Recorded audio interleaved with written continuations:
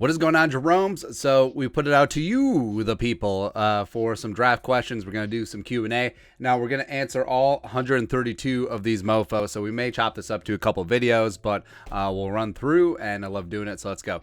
JL with the jump. I just want to say how big of a fan I am. I've been watching for a while. Thank you.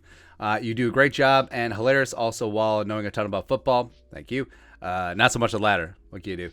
In the first two rounds, would you rather come away with Stingley and Dylan Parham or trade down and get Linderbaum, McCreary, and an additional third rounder? Well, the additional pick definitely changes things. So I would go Linderbaum, McCreary, and a third. Now, if you just sticked and picked, and it was Stingley and Parham and Linderbaum, McCreary, I would go Stingley and Parham. I think Dylan Parham is going to be a great player. Linderbaum is fantastic. I love me some Roger McCreary as well. But also I think that the ceiling with Stingley is just so far up there. Eric Hinkle. How feasible is it to try and target 2023 first-rounders for teams that project to be bad? Texans, the Aints, Steelers, etc. Would be nice to have that pick next year in an attempt to get a quarterback. I don't think you'll be able to finagle one from the Texans. I think Caserio understands it's a multi-year rebuild there. But with the Saints and Steelers, it is a real possibility, especially if the right quarterback gets to 12 and the Saints with their two picks in the teens and also the Steelers at 20, they may want to move up and take advantage of that. Make sure that they secure their guy so that another team doesn't jump them. And, of course, the Steelers know that the Saints probably are going to be in on quarterback. John Anderson TV. First off, thanks for awesome content. Thank you. It's more of next year's draft question. Would you be in favor of trading down for, let's say, the Steelers in this draft, given that it makes sense in this draft, and acquire more picks to trade for a quarterback next year? My money is on Anthony Richardson, Florida. Yay or nay? I do think that if the circumstances are right and the Vikings can move down and get additional draft capital and still stay in the first round, stay with the Steelers or the Saints and just acquire next year's draft pick, then you'll have two draft picks next year, maybe even more, and you'll be able to maneuver because even though the Vikings draft pick is going to be 32, and potentially the Steelers and the Saints draft pick is going to be pretty high, potentially top 10, maybe even higher. So, yeah, and quarterbacks next year, C.J. Stroud, Ohio State, Bryce Young, Alabama, of course, Richardson from Florida, Van Dyke from Miami. I think there's going to be some really interesting guys. And, hell, next year's top quarterback may not even be talked about. Hell, maybe Spencer Rattler gets it together at South Carolina. Who knows? Who knows, man? David Vujic. Do you think Kwesi Adofo-Mensah will do his best to add talent this year's draft while accumulating draft capital for next year's draft by trading down a few times? I think if the right offer is there, yes. But in terms of like moving down and all around day 2, day 3, it remains to be seen. But I don't really see it. I don't think that we'll see a Spielman-esque, trading down in the 3rd and the 4th and just getting a bunch of dart throws day 3. I don't really see that. But who really knows since this is his first draft at the helm? Carter Kopp. No one has really talked about the Vikings trade up to get Stingley, Sauce, or Hamilton. Do you see that happening at all? I feel like it would be better than trading down by adding so much talent in one pick. I should bring up. All right, so I should bring up the draft order because I'm a professional. It would make some sense. Draft order and enhance. Gotta get a new computer, man. Although this thing's only 2 years old. NFL draft order. There you go. Booyakasha. This one's correct, right? It's got multiple trades in there. All right, yeah. All right, so Vikings sitting there at 12. We've pointed out that potential trade-up spots could be one of the 2 Giants picks, one of the 2 Jets picks. Potentially Seattle could move down, maybe even Atlanta if they don't like the quarterbacks that are going to be available for them there. I don't really see Carolina trading down. I think they're going to stick and pick and take a quarterback. But, I think that potentially you would have to move up because especially Washington, whether it's Stingley, Sauce, or Hamilton, I think they're 100% they would go to 11. So maybe even it's a spot where, well, it's also tough too. Good, because would these other teams want them? Because say the Jets take Sauce at 4 and then they're on the clock at 10 and Stingley's there, I could see that swappy. The Vikings give up some capital to move up 2 spots, maybe even have to give up that 3rd round pick, but to be able to secure your guy, yeah, go ahead. Next up. Let's see. Samuel Schiedschlag. Nailed it. For the first time in years, we have a new GM and a head coach. Do you think they'll work together in this draft? I'm still thinking a trade down would be great if all things equaled out. I think it will be a collaborative effort. I do think that Kwesi and O'Connell are going to work hand in glove. But of course, that certainly can change because we are human, we are fallible, well, we all have egos. And Spielman and Zimmer worked great at the start, and then not so much. And then there was a schism, right? Sticks 27. I actually missed the daily Q&As where I just mispronounce everyone's name. Great content and my favorite channel since I found you last December. Thank you. Keep up the great work. We do a live stream like last year.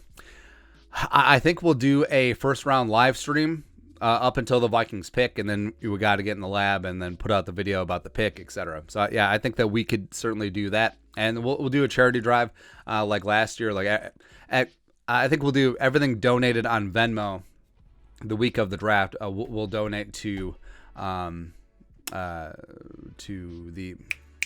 Every Meal. It's a great charity in the Twin Cities, making sure that kids always have something to eat and aren't having to deal with food insecurity. So we'll do that.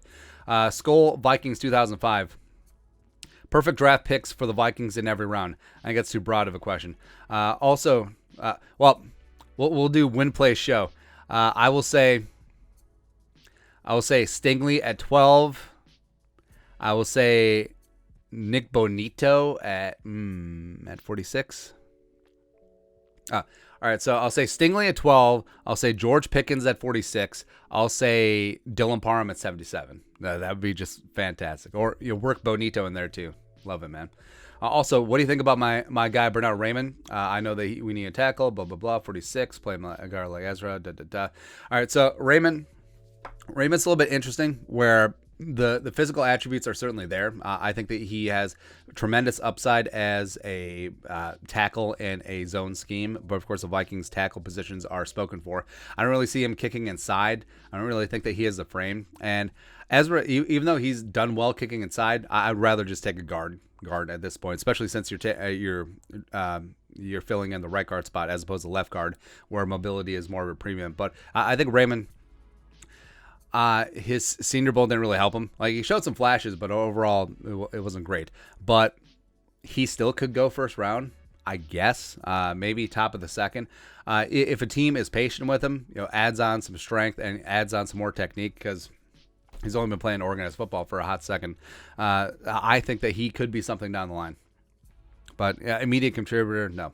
Robert Harris. If Cross, Neal, or Ekwonu are still on the board of the Vikings pick, do you have to draft one of them, even though offensive tackle is pretty well set? Yes. Because unlike Raymond, any of these guys could kick inside, and they'll be dominant on the inside, especially Cross and Ekwonu. Neal's played everywhere, so that's not an issue as well. But yeah, somehow, some way, Neal and Ekwonu probably won't be there at 12. I think that there is a chance that Charles Cross falls, and I would just take him. Plus, it would be a good hedge. Like, O'Neal's already established himself as one of the best right tackles in the game. Darisaw, a little bit TBD. I think that he can become a premier left tackle, but Cross in the mix, have him play right guard for a second. You could work things out. That would be definitely a BPA pick, and I love it. Rich Deschamps. At this point, I feel like they should trade back and pick up someone like McDuffie or stay at 12 and pick up the best wide receiver available. I feel like London would be a solid pairing with JJ. Thoughts? I do like Drake London. People are freaking out. It's like, oh, he didn't run his 40. He was never going to blow the doors off the roof to begin with his 40, so he's probably going to clock in at the 4.6 range, but that's really not his game. He really is a jump ball, go up and get it type guy. He really is that Mike Williams power forward type player. So, yeah, I love Drake London. Or hell, even Jamison Williams. Or hell, Olave. Maybe even Garrett Wilson gets to 12. Who knows? But yeah, I am down to clown with a wide receiver at the top with Justin Jefferson. Even though I love me some KJ, love me some Thielen. Thielen's aging out. And also, I would love if KJ was wide receiver 3 versus wide receiver 2. Just is what it is. And McDuffie, trade now for McDuffie. McDuffie's my guy. I love McDuffie. A lot of people like to take a poo-poo on McDuffie, except he's my dude. Brandon Kozliak. What would valuable compensation for the Vikings number 12 pick be if they traded down in the early mid-20s? Also, I would say at least a future first-round pick and some change. Gardner, Stingley, Hutchinson, Thibodeau, Walker, and Jermaine Johnson are off the board at 12. But Malik Wilson is still available for a couple top receivers. Do you as Vikings trade back or stick and pick for who? If you get the right trade back offer, take it. Or you could do an interesting thing where just draft Malik Willis and all options are available. You feel perfectly fine with him as potential quarterback of the future, competing with Kellen Mond. Or if another team, like say the Saints or the Steelers, or say the Falcons, like they're potentially targeting a quarterback round 2, or the Colts or whatever, if they whiff on their guy, then get them on the horn day 2. It's like, hey, we can still deal Malik Willis, and then you can really leverage that as all the hay is in the barn, so to speak, for the draft. So I think that would be really fascinating, where you feel perfectly fine sticking and picking and keeping him, or feel fine trading him. Coach Figgy, off the top of your head, what are your top 5 wide receiver in this year's draft? I would go. The order changes daily, but Treylon Burks has always been my number 1, and I know that's really unpopular right now because he didn't test well. It's like, oh, we tested well, but he's just a dude. He's just a guy who go gets it. So I would go Treylon 1. I would go Garrett Wilson 2, G-Dub. I would go Jameson Williams 3, yes, even with the ACL. I would go Drake London 4. I would go Olave 5, and we'll go farther. I would go Dotson 6. I would go Sky Moore 7. I would go George Pickens 8. So we'll go with that. Liam Vane Tempest. What are the chances if we get extra draft capital, go ahead and reunite the Cook brothers, but use James Cook more as a receiving back? I would love it. Because as of right now, the Vikings don't really have a third down back, so to speak. Even though Dalvin's fantastic as a receiver, Madison's fine. Kincaid hasn't really had a ton of experience. So James, I actually do think that James is a better receiver than Dalvin. I think Dalvin's a better overall running back, but James has better hands. So yeah, I would be fine with that. You'd probably have to get him in the 4th round. Vikings don't currently have a 4th round pick. Dylan Yankee. Do you think there's more positional depth at corner or O-line in this draft, and how do you think that affects the Vikings?